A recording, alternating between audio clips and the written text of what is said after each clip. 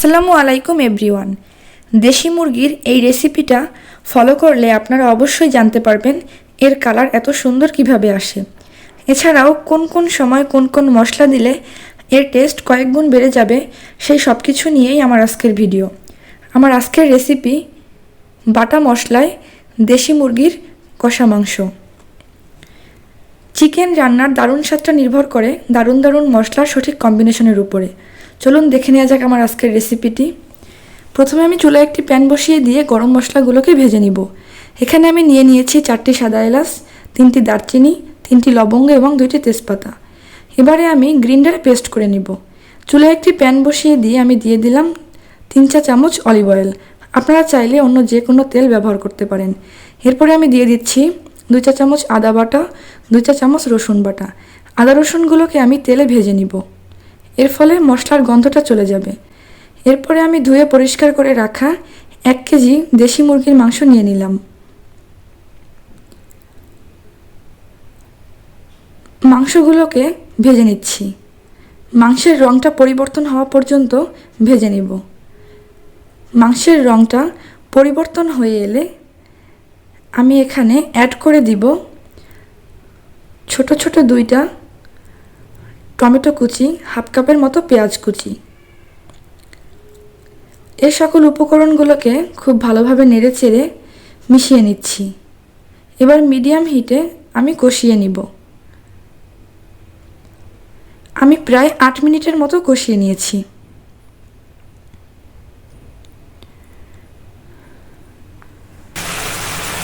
আমি যেহেতু রান্নাটা বাটা মশলায় করছি, আমার কষানো হয়ে এলে আমি একে একে সব বাটা মশলাগুলোকে এখানে অ্যাড করব।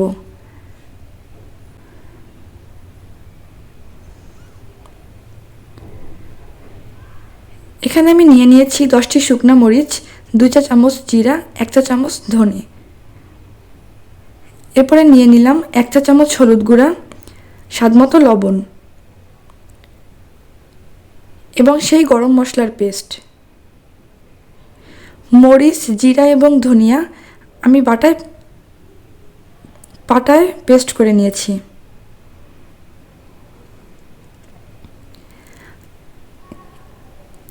এবার সব উপকরণগুলোকে খুব ভালোভাবে নেড়েচেড়ে মিশিয়ে দিচ্ছি।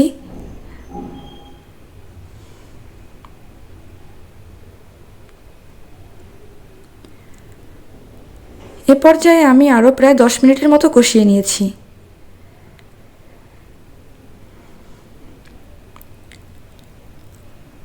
আমি আমার পুরো রান্নাটা মিডিয়াম হিটেই করে নিচ্ছি। 10 মিনিট পরে আমি এখানে আরও 1 কাপ গরম পানি অ্যাড করে দিয়ে কষিয়ে নিব।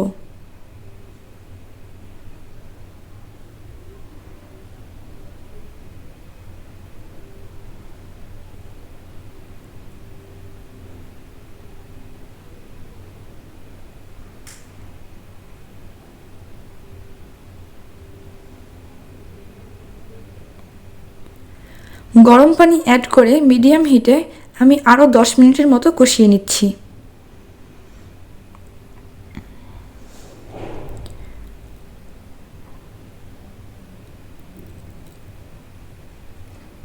মাংস থেকে তেল ছেড়ে দিয়েছে এবং আমার কষানোও হয়ে গিয়েছে।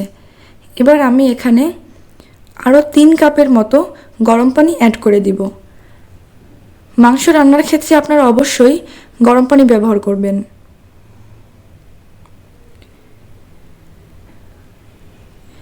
এবার আমি মিডিয়াম হিটে মাংসগুলো সিদ্ধ হওয়া পর্যন্ত রান্না করে নিব।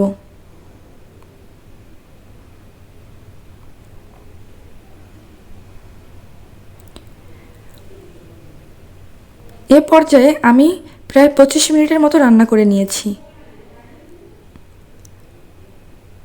আপনারা যেরকম গ্রেভি রাখতে চান সেরকম করেই ঝোলটা টানিয়ে নেবেন।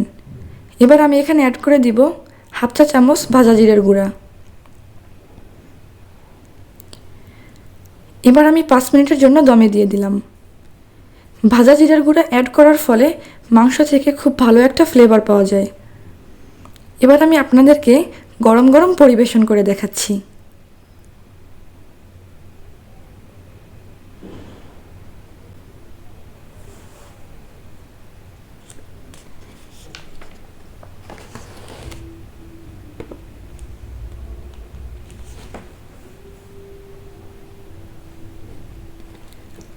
আপনারা দেখতে পেলেন এটা বানানো কতটা সহজ।